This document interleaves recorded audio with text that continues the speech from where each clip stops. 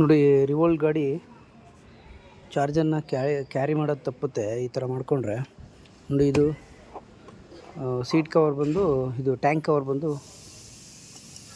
Bullet 500 ಇದು. Tank cover ಬಂದು bullet 500 ಇದು.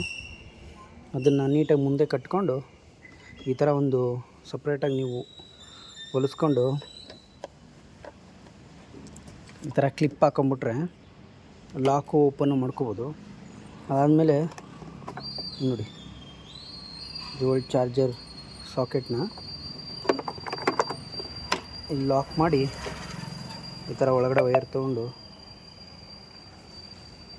ಇಲ್ಲಿಂದ ಒಳಗಡೆಯಿಂದ ತೊಗೊಂಡ್ರೆ ನೋಡಿ, ಸೀಟ್ ಒಳಗಡೆ ಇಲ್ಲಿ ಹೋಗಿದೆ, ಇಲ್ಲಿದೆ ನೋಡಿ ಒಳಗಡೆ ಸ್ನೇಹಿತರೆ. ಇಲ್ಲಿ ಒಳಗಡೆಯಿಂದ ಜಿಪ್ಪಿಂದ ತೊಗೊಂಡು ಆಚೆ ತೊಗೊಂಡ್ರೆ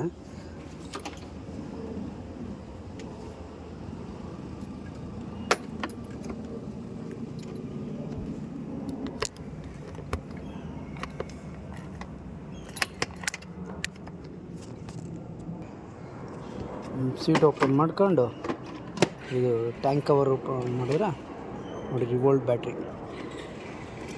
ರಿವೋಲ್ಟ್ ಚಾರ್ಜರ್ ಒಳಗಡೆನೇ ಇಟ್ಟು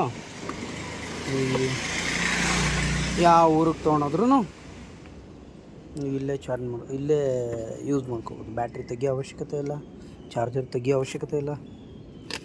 ಸ್ವಲ್ಪ ಪ್ಯಾಕಿಂಗ್, ಈ ಪ್ಯಾಕಿಂಗ್ ಕೊಟ್ಕೊಂಡ್ರೆ ಇದು ಯಾವುದಂದ್ರೆ ಬೆಂಡ್ ಬರುತ್ತೆ ನೋಡಿ, ಆ ಸೀಟ್ ಒಲೆಯೋ ಜಾಗದಲ್ಲಿ ಸಿಗುತ್ತೆ. ಆ ಬೆಂಡ್ ಕೊಟ್ಕೊಂಡ್ಬಿಟ್ರೆ ನೀರು ಬೀಳಲ್ಲ, ಮಳೆ ಬಂದರೂ ಮುಂದೆಯಿಂದ ನೀರು ಬರೋ ಚಾನ್ಸಸ್ ಇರೋಲ್ಲ. ಈ ಮೇಲ್ಗಡೆ ಕಿಟ್ದು ಒಂದು ಬಾಕ್ಸ್ ಕೊಟ್ಟಿರ್ತಾರಲ್ಲ, ಅದನ್ನು ತೆಗೆದ್ಬಿಟ್ಟು ಈ ಥರ ಫಿಟ್ ಮಾಡ್ಕೊಳ್ಳಿ. ಒಳಗಡೆಗೇ ಒಂದು ಟ್ಯಾಗ್ ಹಾಕ್ಬಿಟ್ಟು ಬ್ಯಾಟ್ರಿದು ಹ್ಯಾಂಡಲ್ ಇರುತ್ತಲ್ಲ, ಬ್ಯಾಟ್ರಿ ಹ್ಯಾಂಡಲ್ಗೆ ಒಂದು ಟ್ಯಾಗ್ ಹಾಕ್ಬಿಟ್ಟು, 2 ಟ್ಯಾಗ್ ಹಾಕ್ಬಿಟ್ಟು ಫಿಕ್ಸ್ ಮಾಡಿ.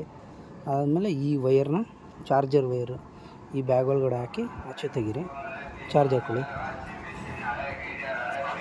ಇನ್ನೊಂದು ಚಾರ್ಜರ್ ವೈರ್ನ ತಂದು ಇಲ್ಲಿಂದ ಬಂದು ಇಲ್ಲಿಗೆ ಕನೆಕ್ಟ್ ಮಾಡ್ಕೊಳ್ಳಿ. ಅವಾಗ ನೀವು ಈಸಿಯಾಗಿ ಚಾರ್ಜರ್ ಕ್ಯಾರಿ ಮಾಡ್ಬೋದು. ಇಷ್ಟೇ, ಆರಾಮಾಗಿ ನೈಟ್ ಬಂದು ನೋಡಿ.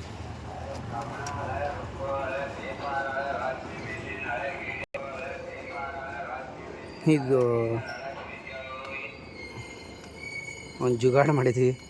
ವಾಟರ್ ಬಾಟ್ಲನ್ನು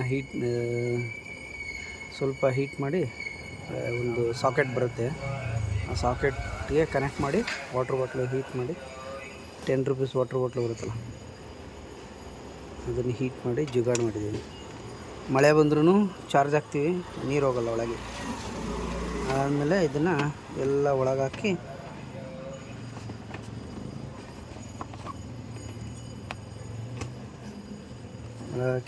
ಇದೊಂದು ಮಾತ್ರ ಸಾಕೆಟ್ನ ಇದ್ರ ಕೆಳಗಡೆ ಇಟ್ಬಿಡ್ತೀನಿ. ಈ ಥರ ಇದೆಲ್ಲ ವೈರೆಲ್ಲ ಒಳಗಡೆ ಹೋಗ್ಬಿಡುತ್ತೆ.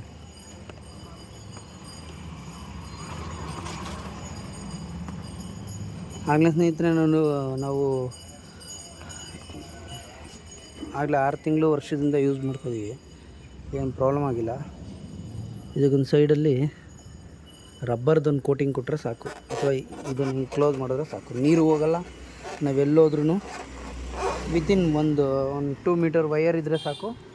ಆ ಥರ ಈ ಪ್ಲಾಸ್ಟಿಕ್ ಥರ ಈ ಥರ ಒಂದು ಸೆಟಪ್ ಮಾಡ್ಕೊಂಬಿಟ್ರೆ ನೀವು ಆರಾಮಾಗಿ ಕ್ಯಾರಿ ಮಾಡ್ಕೊಂಡು, ಇದೊಂದು ವೈಯರ್ ಕ್ಯಾರಿ ಮಾಡಿದ್ರೆ ಸಾಕು, 1 2 ಮೀಟರ್ 3 ಮೀಟರ್ ವೈಯರ್ ಕ್ಯಾರಿ ಮಾಡಿದ್ರೆ ಸಾಕು. ನೀವು ಎಲ್ಲಿ ಬೇಕಾದ್ರೂ ಈಸಿಯಾಗಿ ಚಾರ್ಜಿಂಗ್ ಮಾಡ್ಕೋಬೋದು.